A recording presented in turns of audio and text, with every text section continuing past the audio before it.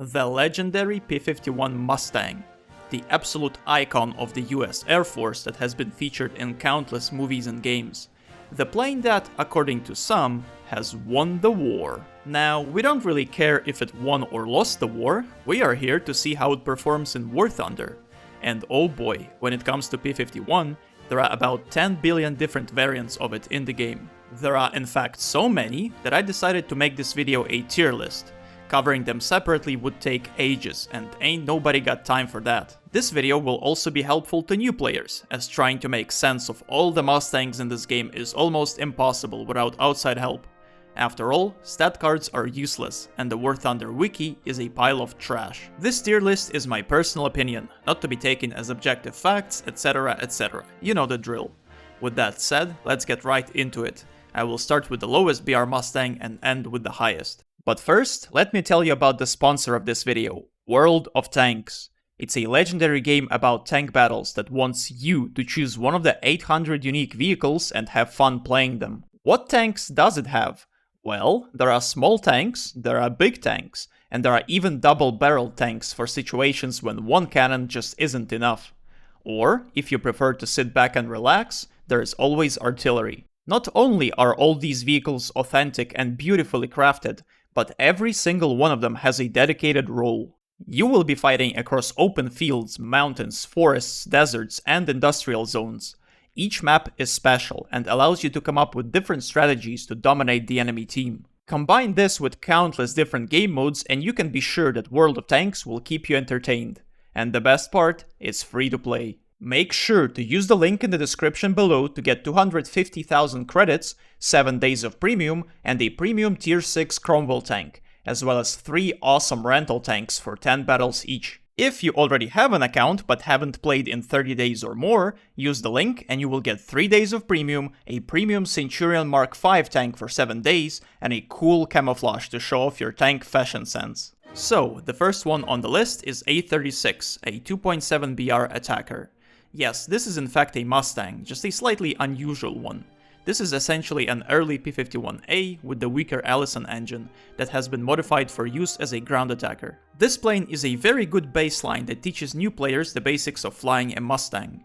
It shares a lot of features that are common for all P-51s in this game, those being a great top speed, good energy retention, solid firepower, but also sluggish rudder and roll at both low and high speeds. Now, as for A36 specifically, it gets an attacker air spawn which is very appreciated, but it is also the heaviest of all the early P-51s.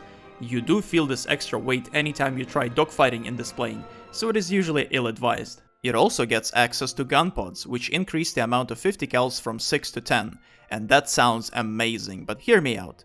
This plane, by default, is already sluggish enough. If you bring gun pods, it becomes so bad that you would probably lose a dogfight to a bomber. Overall, it's your average boom and zoom plane. Great armament and very good speed, although high altitude performance leaves much to be desired. Allison engine chokes itself to death above 3000 meters, so be careful. Now, I personally hated flying this plane. Because of its extra weight, dogfighting in it is very hard, but playing safe all game is tedious and boring. I also got a lot of up tiers, which made things even worse for me. Still, even if I hate it, I recognize that for a 2.7 plane, it is extremely strong. If you have the mental endurance to play safe all game long, you can do wonders in it. So I think this plane deserves A tier. Next up, the 3.7 P-51, also known as the Cannon Mustang. This one is another early Mustang sporting the same Allison engine, but is much lighter than the A36 and also has 4 Hispano cannons instead of 50 cals. While the engine still chokes at high altitudes, preventing you from effectively engaging targets above 3000 meters, less weight does make the plane more versatile overall. This time around, you can actually dogfight other planes when the situation calls for it. The Hispano cannons are great, especially after all the recent buffs they received, and will vaporize targets as long as your aim isn't trash. The total ammo isn't amazing, so you do have to go easy on the trigger. At 3.7 BR, you will meet a lot of very strong meta planes that will cancel you if given the opportunity. It is especially problematic due to the fact that they will outclimb you and perform much better at high altitudes. Still, if you avoid space combat and focus on enemies that go below 3000 meters, you will find that P-51 is very strong and versatile. You have great top speed in case you need to play safe, great armament for head-ons, and decent dogfighting potential. This plane is all about not allowing enemies to exploit your altitude weakness. Be aggressive, take fights to sea level if possible, and you will be able to dispatch just about anything. Flying this one was a much better experience than the A36. These days people don't really climb anymore, so your engine weakness doesn't come into play most of the time. And that means you get to click on people for free. Overall, great performance, great guns, and a weakness that doesn't really matter in most games. A solid A tier, if I may say so myself. Next up, another 3.7 plane, P-51s C-10. Let's play a quick game, shall we? How many C-10s do you think there are in War Thunder? Couldn't be that many, right? Well, there are 5 of them. Yes, all 5 of these planes are the same. Well, almost. We'll get to that. When you look at C-10, you might feel a little sad at first. After all, compared to the previous one, it only has 4 50 cals instead of 4 Hispano cannons. This is indeed a very sad moment. But there is something else you might notice just by looking at it in the hangar. The Ellison engine has been replaced by the British Merlin engine, or Packard as it was called in the US. And this engine makes all the difference. You know how when I was talking about the Cannon Mustang, I said that it gets cancelled by metaplanes, especially at high altitudes? Well, when you fly the C-10, you are the metaplane. With this plane, all limits have been removed. It is very fast, it climbs well, it has good performance at all altitudes, and you are very capable of dogfighting, albeit you still need to be careful. The signature Mustang clunkiness is still there. That being said, the armament does leave much to be desired. Don't get me wrong, 50 cals are very good guns, but having only 4 of them can be annoying, especially if your aim isn't great. You do get the legendary tracer belt that consists purely of armor-piercing incendiary rounds, and that is something you have to use to get the most out of these 4 machine guns. In a nutshell, this plane gets to cancel everything but the very best of the best. Planes like the Yak-3 or the Swedish Pyramyrski will still destroy you in a dogfight, and there isn't much you can do except run away and force head-ons. Still, outside of fighting the most broken of planes, P-51 C-10 is king. You can do whatever you want and nobody can stop you. This plane is an easy S tier, a true powerhouse that gets to dictate the flow of the game. Not the Swedish one though. J-26 David is different in one crucial way. It doesn't have the epic tracer belts. In fact, all of its belts are garbage except for stealth. And even that one isn't great. As such, David goes to A tier. Still very good, but having awful belts with only 4 50 cals is a bit of a problem. Next, the 4.0 P-51 D5. Let's go for another round. How many D5s do you think this game has? This one is easy because it's in the name. There are 5 D5s in War Thunder. But wait a second, Mr. Linica, are you stupid? These are D20s, not D5s. And look, we even checked the stat cards. D20 is clearly better than D5. Idiot YouTuber. Well, my dear friends, I am very sorry to disappoint, but stat cards lied. D5 and D20 are in fact the exact same plane in War Thunder. There are tiny differences, but you will never notice them. You can test it yourself if you don't believe me. Okay, so what's the D5 like? Compared to the C-10, it has 2 more 50 cals for a total of 6, which is a very welcome addition. And, oh, that's it. Or I should say that's it for the positives. As for the negatives, this plane is worse than C-10 in every way imaginable except for armament. What's the problem? More weight and more drag. It sits at a higher BR while having worse performance, which is absolutely not something you want to see. And trust me, you will notice the difference. It's slower in a straight line, it has worse sustained turn, and the signature Mustang clunkiness is even more pronounced here, because it's easier to lose your speed while maneuvering. The higher BR also means you're all but guaranteed to fight the glorious meta planes of 4.3 and 4.7. What can you do against them? Well, you're still reasonably fast in a straight line, you can pull pretty hard at high speeds, and 650 cals do the job. Even so, you are no match for the actually good planes. As such, D5 and D20 go straight to B tier. They are usable, you can get kills, but it's a struggle. And guess what? The Swedish D5 has garbage belts, again. Banished to C tier. Next, an exotic variant, the 4.3 P-51 D10. This is a premium that you can only buy a few times a year, as it only goes on sale on special occasions.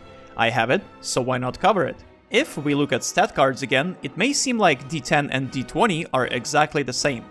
This is, once again, a load of Gaijin bullshit. D10 is different in one crucial way. It has roughly 200 more horsepower, and as always, it makes all the difference. This plane is actually an improvement over the C10. It goes slightly faster and has 650 cals instead of 4. It may not seem like much, but it is noticeable, and vastly improves your gameplay experience compared to flying the D5 or D20. Whereas those planes can't do anything against something like a Yak-3, the slight increase in performance allows D10 to have a chance. You will probably still have to run away and force head-ons, but at least you aren't completely hopeless if it comes down to a dogfight. Overall, this is my favorite Mustang. It has the exact right mix of performance and firepower that makes me feel right at home. Again, it's not all amazing, as Mustangs do have this awkwardness to them, but D10 is the one I am most comfortable with. It's not meta, it's not overpowered, but as far as Mustangs go, I like this one the most. Flying this plane also had a side effect of completely ruining my experience with the next P-51, but we'll get to that. If I was rating these planes by enjoyment, D10 would definitely go to S tier. But as I'm trying to be at least somewhat objective, I think A tier is fair. It's a good, solid plane that feels nice to fly. Next up, the 5.0 P-51 D30. I have to say straight away that this one was a real stinker, and I hated every second of flying it. But let's cover the specifics first. D30 is also an actual improvement over all the previous Mustangs. Again, the engine is the only difference here, and if I didn't have the D10, I would tell you how much better it is than something like the D5. But I do have the D10. D10 is 4.3, D30 is 5.0. You know how much difference there is between their engines? About 50 horsepower. Yeah, that's it. Everything else is exactly the same. Do you think it warrants a 0.7 BR difference? Hell no it doesn't. This plane feels exactly the same to fly as D10. What difference there is, I did not notice whatsoever. But you know what I did notice? The difference in matchmaking. 5.0 is this magical kind of BR where you get up-tiered over and over again. And if previously Yak-3 was a problem, now you have to fight Yak-3U. And in case you didn't know, Yak-3U is a kind of plane that will make you piss your pants just by existing nearby. Flying the D30 actually feels like handicapping yourself on purpose. The up-tiers are constant, and the planes you face will outperform you in every single regard. Even your main strength, your straight-line speed, will often not be enough. So this plane is just a massive disappointment. Now, if you don't get up-tiered, I can see it being quite okay to play. So I will contain my anger and give it a benefit of a doubt. B tier. I don't want to touch this thing ever again. And finally, last but not least, the 6.3 P-51H5. The one Mustang to rule them all. I do believe this plane needs no introduction, but in case some aren't aware, this is by far the best Mustang in terms of performance, and is one of the best planes of its battle rating. This P-51 is basically a spaceship. It goes insanely fast, it climbs like a rocket, and the sustained turn rate is also very good. It is very hard, if not impossible, to not do well in this plane. You will outperform just about anything and get kills for free. Now, it's not all sunshine and rainbows, this plane does have legitimate drawbacks, even if it seems broken as hell.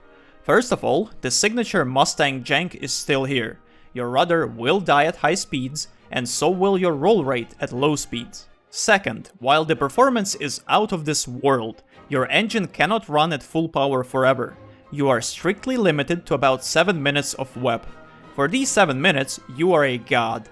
But once the magic juice runs out, the plane becomes a lot weaker. Finally, the matchmaking. While this plane certainly dominates at its own BR, you will have to fight jets quite frequently.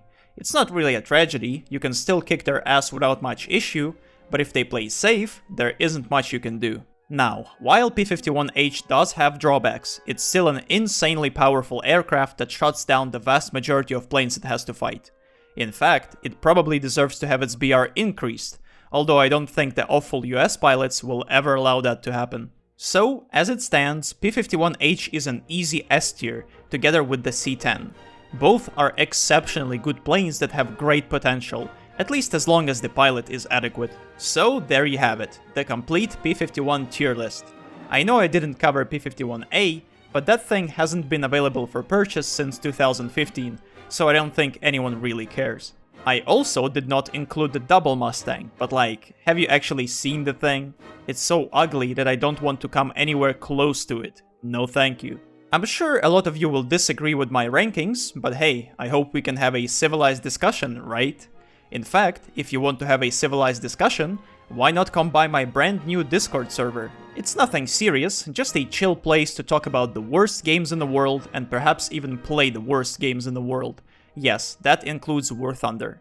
Patreon and YouTube members will get their own very special roles, of course. Speaking of Patreon, let me mention my personal heroes.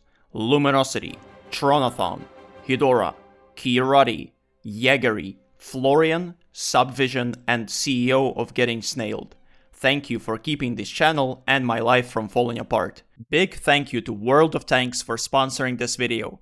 Don't forget, if you're interested in epic tank battles, use the link in the description below to get a massive starting bonus. The next topic, as always, is a mystery. If you're still watching, know that I appreciate you.